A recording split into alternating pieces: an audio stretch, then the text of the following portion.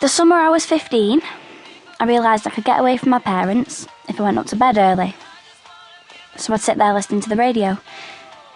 I was into elephants at the time, and I was knitting one for Lewis, my little brother. Ugh, look how loose she's got it. It's alright. Look at that row there. Full of sag. That's Tracy. Well, Tracy Beaker, actually. I used to like watching her on telly when I was little. All the kids in that house were best mates and they kept sorting each other's problems out. She was different now I got talking to her. She'd never been that nice to me. But that summer she was getting meaner by the day. She was definitely changing. What do you know about knitting? You're just an imbecile. Ollie. He was 12. I wasn't so keen on him either. He was too clever. But at least he'd stand up for me. He and Tracy often pitched up when I was alone. I suppose you'd call them my imaginary friends. Any professional knitter would look at that elephant and see it's a load of rubbish. Anyway, Lewis doesn't want a toy. He wants a real one. So retarded. Where's she going to get a real elephant from? How would she get it up the stairs? Yeah, where would it sit? I just listened to him. Talked to him now and then.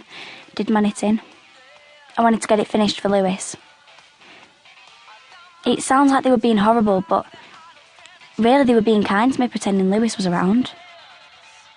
Lewis had died when we were babies, and I couldn't actually remember even seeing him. I had various bullying problems at school. You know, weird kid in the corner, poke it with a stick. Then I had my imaginary friends to deal with at home. So I definitely preferred the weekends, when I could go out to my job. Medium cod and chips and peas? Yep. Large cod and chips and peas? That's his. No, his. Oh, sorry. I liked my job, but they shouldn't have hired me. I was getting too bad to work, but I didn't know, and they didn't notice.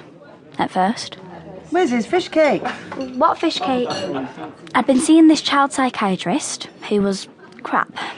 She had ideas about how kiddies develop and what happens when you're a teenager without taking into account you might have early onset. You know, psychotic brain fever. Which I did, most definitely. I was having more and more episodes.